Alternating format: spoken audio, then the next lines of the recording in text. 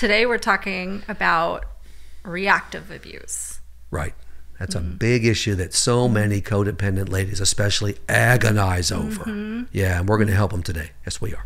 Yeah, so it's a really big problem because reactive abuse comes from the, like it's a PTSD symptom. It's that hypervigilance and that overreactivity, right? Right. It's perfectly normal.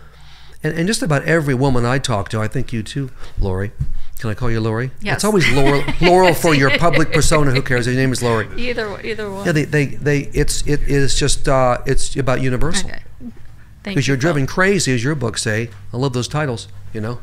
And they go crazy, and then they react, which is just what the narc wants. Exactly. It's cleverly set up. And that's all that's paid attention to. Right. How did this? It didn't happen in a vacuum. You don't kick the door in and start yelling your head off or swearing or having a fit. No, that's some rage reaction. It's the abuse that came first. Yes. But it's like in the NFL. The second person is the one that gets the flag every time. The one that's seen doing something. The first guy doesn't get it. Yeah. No attention to what is really going on. Yeah. So Wonderful it's heartbreaking distraction. to talk to these women and men. I've seen it happen to men too. Yeah. Where they're the ones getting in trouble, they're the ones getting triangulated against, they're the ones who look crazy. So that was the inspiration for my book. This reactive abuse. Don't let their crazy make you crazy. So you have to figure out different things to do than to react. Well, right. And you know, it's just living with these narcs. It's so bad across the board, but this is, he's constantly, I say he, it's always he with me. Oh, well, which some folks don't like. It's too bad. But it can go both ways. Yeah. It is. Constantly setting you up. I mean, he's always thinking of ways to do it. It's entertainment for him. Plus the focus is on you. Exactly. Have you heard the term DARVO? Do you know that term? No, DARVO? Now that comes out of the domestic violence research. And so DARVO is the abuser denies any wrongdoing, attacks the victim, and then reverses the victim and offender role. So DARVO. And that's exactly what we're talking about. Right. So they deny that they did anything wrong. They attack through gaslighting, through poor behavior, adultery, different things like that. Yeah. And then the abuser reverses and plays the victim so that the victim actually is the one being persecuted and getting and of course abused. The consequences for the for the codependent is, or the victim really is awful. They agonize, feel guilty. Look, I'm not a Christian. How can I react this way? It makes you look crazy in front of your own kids, other people. Yes. And then of course we were talking earlier about a story you had, and I've seen this many times too.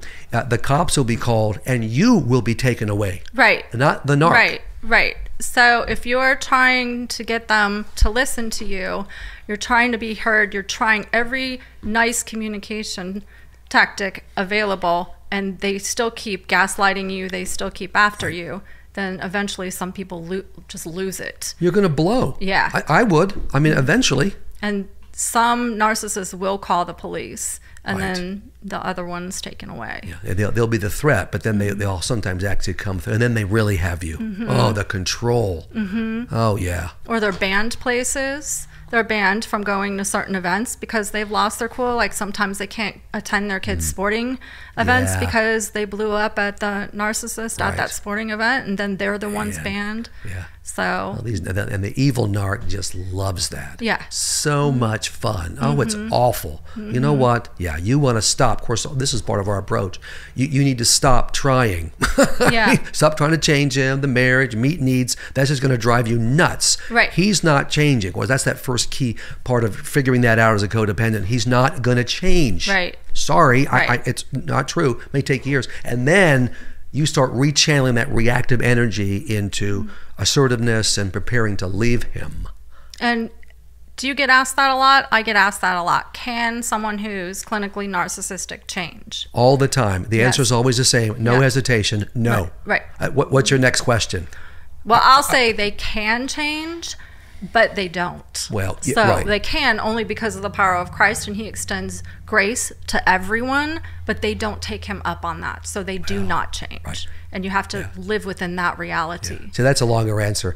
No, it's just simply I use shorter. a lot more words, I think, than you do. But you're right. Anyone The thief on the cross, the most evil person in the world, just come to Christ. We heard a great message this morning in church from Matthew Hartsfield, our pastor. Awesome. Well, anyone. It's open to anyone. Yeah. But they don't need it, and they're not going to take it. Right. So assume the worst. And of course, I say, well, okay, you've been married 10 years, 15, 20 years. Let's talk about those years. And what's the track record? Yeah. And the Zero. biggest predictor of the future is the past without divine intervention. Right. If they don't allow divine intervention. And of course, I go farther than that. With these lies, I say, look, even if it's been 10, 15 years of horrible abuse, your kids are turned against you, the cops have been called, you're miserable, you're falling apart.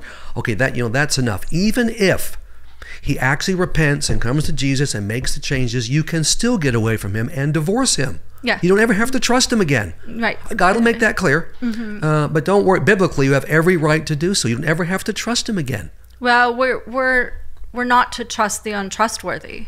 That's not what God calls us to do. So there's so many scriptures about personal responsibility and carrying your own load, and they're just not willing to do that. So we can't be quiet and be passive and dance around them and try to do their anger management for them, or handle their responsibilities that they refuse to handle. So once they know you're done, then they'll, of course, they go into the fake, and they're masters of that fake repentance. I'm so sorry. I talked to the pastor. You might get a couple of months of that, and so many ladies will fall for that and think, this, because he's telling you exactly what you've always wanted and needed. It's bogus. Right. And when he sucks you back in, it'll be worse than ever before. Right, and that's what makes you vulnerable to that reactive abuse. So that's a hard term to swallow, because it's hard to tell a victim, hey, you're being abusive, because they've been so abused. And so they feel misunderstood a lot. A lot of Christian counselors don't understand when you see somebody acting like that, that's PTSD. That's an overreactivity from being abused for so long, chronically. It is. I'm saying, look, what you did was wrong. What you said or did, fair. But we understand what's happening. God forgives you. I say, don't bother apologizing to the narc. Pearls before swine. He's a fool. Don't bother. He'd love that. Don't bother. Of course, he'll say, you didn't even pay your sorry. Whatever. You will just give him some lip service, but you say, I'm sorry to God. Yes. Okay, and then you start making some changes. Otherwise, you're going to apologize 100 million times. And what's the point? Right, and he's still going to keep provoking. Never stops. And that's why I put that chapter about don't take the bait. That's bait. He's baiting you to explode. Right. He's baiting you to react. So do not take it. No. You'll like this. You've had stories like this. I'm talking to this lady. She's in her 70s, and she's been a codependent, has put up with all kinds of abuse, and now she wants out now, but she's broken down physically. She was in the hospital, I think it was last week, with some serious issue. Guess who never visited her one stinking time? Her husband, the narc. I said, I don't want to be in the hospital with him next to the plug if I'm you. She gets it now. I got to get out of this. She's going to take her some time because she's got health issues. She's compromised, all the money control. But I said, get out. Not too late. You could have 20 more years of peace. Right. I don't care if it's 5 days. You get out. Right. And that's very biblical. That's exactly what God wants to do for everyone's sake. Right. Would he want you to suffer like that? Many in the church would. Because they're clueless. Well, and that's where I want to make really sure that with the victims that we're talking to about reactive abuse, that they don't think that we're telling them to be passive, because we're not. Oh, no. So choosing to not take the bait is actually a very assertive move. Right. So you're taking the control right out of their hands. Right. And you can expect a backlash when it doesn't work like they're used to it working. Yeah. Okay, get ready for that. But this emotional detachment is key, the gray rocking thing, and then being assertive.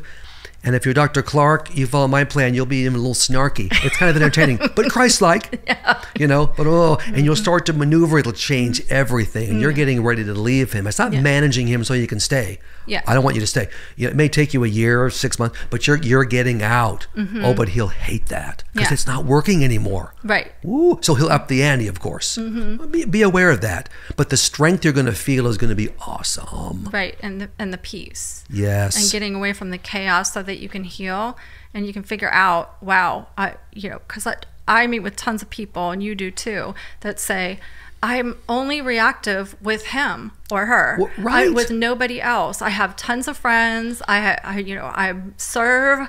I'm great relationships with my kids. Right. The only place that they're reactive is with their narcissist. Right. What's the common denominator? Yeah. Exactly. Oh, yeah. He's the crazy one. You're not. And it's a beautiful thing when he's doing all the usual stuff, and even when he's nice and he's getting ready to bait you, you don't take the bait. Yeah, right. You're just kind of neutral. I don't care what you do or say. You know, I'm not affected by. I'm building my own life, got my friends. The less time with him, the better. Yes. It's funny when these ladies, you have the same experience, I know, Lori, when the guy's out of town, where's the champagne? Yeah. I mean, it's just beautiful. Right. He's gone. Right. Have to work late, got to go to hunting. Oh, sorry, honey. It's beautiful. They feel so free. It's a preview of coming attractions, I'll tell them. When he's gone. Never have to have your stomach clench again when you hear the key in the lock of your front door. You're done. And that's why I'll tell them, you cannot be swayed by his nastiness, and you also can't be swayed by his niceness. Right. Because unless there's authentic repentance, it's just more manipulation. Right. And it never stops. Swinging back and forth never stops. And of course, these narcs are so sneaky smart. They know when you're about to leave or do something assertive, or they're caught in some serious sin. They know just what to do to charm you back into the fold. Right. Oh. Right. What a way to live. Just bouncing off the walls, and the body can't take it. Right. Or their hearts, or their relationships, because I see them start to isolate and shut down. Right. Yep. So they're just exasperated and have no energy. Of course, that strikes me too. That's a good point you make. When they cut you off from your family, all of a sudden your family has all kinds of problems after you walk down the wedding aisle, and this and that, and your brother and your sister and your friends, because that would be your support system and your strength to deal with the abuse. Now you don't have that because it's just you. Well, you're going to go crazy all the more. You have no reserves. No one to call. A lot of them are so shrewd that they will use that against the victim. So they'll say, you're just like your mother, or you're just like your father. Yeah. So they'll isolate and give these reasons why the victim needs to be isolated from her family or his family. And then they'll attack the victim by saying, you're just like them. Well, right. And you don't have, I've heard this from narcs on the phone before I can get them off the phone if they slip through, because I hate dealing with them. She doesn't have any friends. No. She's not even close to her family. Well, guess what, you loser? You're the one that made that happen. It's like, And so you're dependent on him, and that's exactly what he wants. And then, of course, and this leads to a lot of reactive abuse of the kids, because moms, that's your most sensitive spot. Turning them against you and giving them everything they want, and no respect in your own home. Yeah, I see that a lot. Yeah. Or the other thing is they might hurt the kids. They might say something, like if they're very condescending, very critical, very hard on the kids. I see a lot of women and men, but jump in to protect the kids, and so the victim, the mom or the dad, is becoming overly aggressive, trying to get that abuser to stop hurting her children or his children. And then that's what you do is held against you. Yes. But you do have to, there's ways to intervene, which you cover in your second book, if I'm not mistaken. Right? Yeah. Don't let that crazy make your kids crazy. Very, very important strategies there. Oh, yeah. Well, they love to turn the kids against you. And then they can tell the whole world that, what your own kids don't. You know what? Well, you did that. Right. Like bribery is a big one, undermining house rules or making fun of the kids for having the same value. Like if a mom is a Christian and the dad isn't, the abuser isn't, making fun of the kids for wanting to be a Jesus follower. Yeah, what kind of a person? Oh my goodness. With the blonde, my wonderful Sandy, she's raising the 4 kids, and I'm working and I'm involved, but they would always try. Well, mom said this, I couldn't do this, and they come to me, because she might even say, talk to your father. She knows what I'm going to do. I'll say, your mother said it, that's the law. Yeah. The narc doesn't do that. No, we won't. Even if it's a bad idea, no, you can do that. He'll countermand you. You have no authority. Right. Wow. I would never do that. Of course, Sandy would have bitten my head off if I had. But how dumb. We're a team here. Right. And you worked out house rules together, most likely. It's no surprise. Yeah. So Sandy could say that.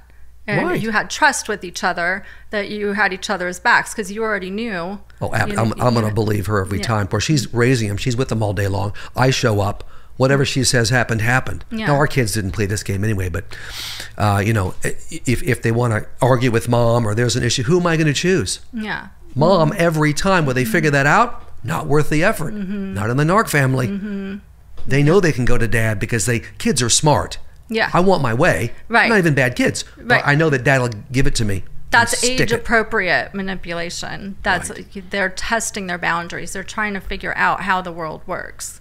Right. And we parent them out of that so they don't turn into narcissists when they're older. Well, right. Another great reason to get the heck away from him. Even if it's half the time you've got them, that will make all the difference. It's the together thing that will fool them, and you're losing more and more respect, and you can't do anything. That'll make you blow up. Right. And then, okay, look at her. Yeah. Mom's crazy. Crazy. Because the kids don't understand those dynamics. They just want what they want. They don't understand what's really going on. And dad seems reasonable and calm, and mom's just losing it. Right. Well, it looks like she's abusive, which is also what he'll tell you. You're abusive. You're crazy. You're a narc. Or your mom's abusive. You don't need to stay with her or things like that.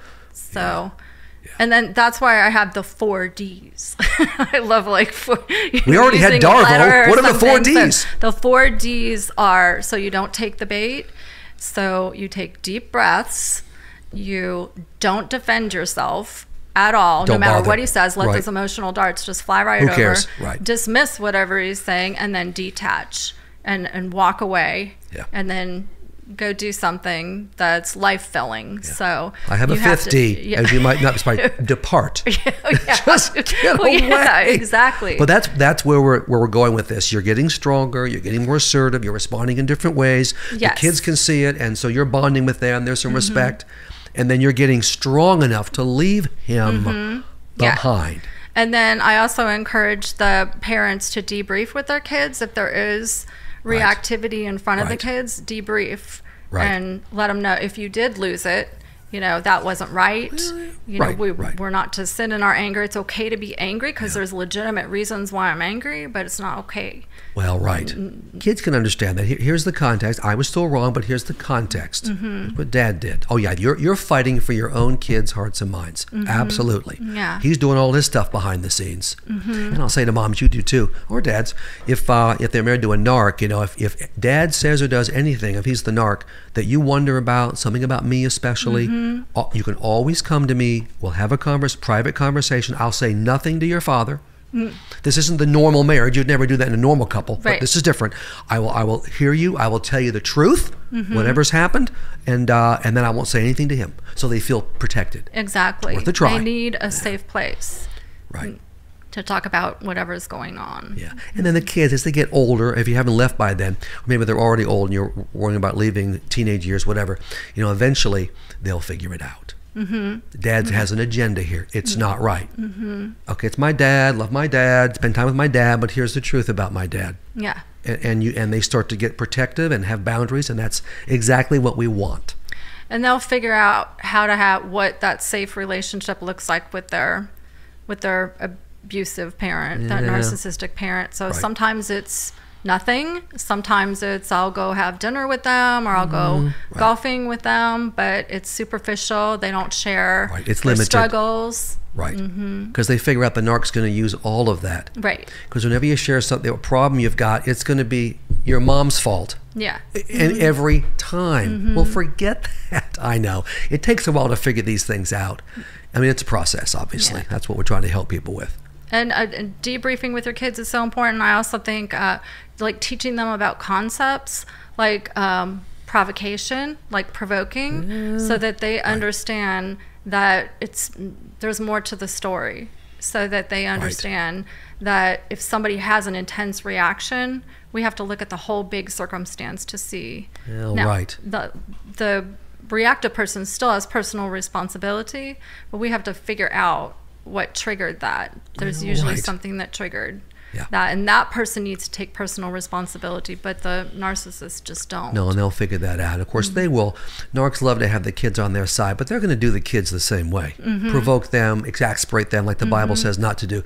And so those debriefing after that's also important. Yes. You might intervene at the time, so they know that you get it, but then later, well, here's what happened. Right. And here's how he's setting you up, and and just facts, not trashing him. Here's what happened. And let's walk this through, and they can figure out how to deal and manage dad. Don't argue with him. Don't fool with it. Right. He'll chew your head off. So I recommend that they read good books about assertiveness. Yeah. So, because there's a difference. Assertiveness is not being passive, but it's not being aggressive either. So figuring out how to be assertive. So they can walk away. They can say something like short and snappy. That's your area of expertise. Oh, I got a million of them for them that I'm going to be helping them with. Oh, yeah. And that's fun. It's just one way, very brief, not well received. Yeah. Obviously, you're going to get some backlash, but you don't continue the conversation. And if he wants to have the venue in front of other people, so be it. He's chosen that arena. Yes. You respond right at the time. You're always told, you know, in a normal marriage, of course, you'd never do that. Oh, let's talk later in the bedroom. That's not the case with the narc. Right. He's turning the whole town against you. Yeah. So, no, he wants to play that game. You'll speak up at the time. Oh, because other people, even your friends, will turn on you if you never say anything. Right. They'll lose respect for you. Yeah. And I also, I'm sure you do this too, prepare the victim that even if they use these skills and they don't take the bait, the manipulation might get worse before it gets better, because they're used to getting their way. The narcissist is used to getting their way. And so they're going to try more of what's worked in the past. So the manipulation is going to get worse. And just to be prepared for that, because sometimes they'll call and say, it's not working. He's still manipulating me. To which I say, and you say, it is so working. That's because this is happening. But they want to outlast you and just shut you up. And go back to status quo. Oh yeah, the backlash is going to be pretty hideous. Because they know suddenly something shifted here. Ooh, well, okay. That's part of strength of getting used to and just acknowledging that, coping with it, man. But knowing I'm having an impact. Yes. It's nice to see him bounce off the walls for a change and lose his grip. Yeah. So more than anything, I just want the victims to know that if they do react, they're not crazy. They're abused. And so, it's normal. This is a normal reaction. And that is just part of complex PTSD. That is just, it's not right, and we can't keep doing that, but it's to be expected. Well, right. It's all part of why you're leaving. This person is literally destroying you, driving you crazy, and then having a wonderful time pointing out how crazy you are. Oh, like you need that. Hard enough. We raised 4 teenagers, and they're wonderful kids and adults now, but boy, those are hard years. There's a lot of challenges. It's hard enough without a narc on the premises. Oh, for heaven's sake. And the threats will be unending. So if you lose it, they'll say they're going to take your kids away from you, or they're going to put you in jail, or they're going to be lonely and not have any support, and they're going to get them kicked out of churches. And so, and they, and you take those threats seriously. But the truth is, those are all lies. Especially if you can maintain yourself and prepare to leave. This is America. You can leave, and you should leave. And of course, you're going to, as we've talked many times, you're going to have to leave your church too if you don't have support there. Okay. Don't fight the battle and try to talk with the pastor. Don't even bother. Once you know he's not on your side, end of story, and doesn't believe you or doesn't care, you'll find a church where they get it. And how many people do you talk to? This is just like an area of pain for me, but how many people do you talk to that their church says, just try to love them more, try to be kind, and give them more sex. You're married. It's 95% with the population I have. Every now and then, it's my pastor's on board, his wife gets it, and they're fully supporting. And I say, oh, that's rare.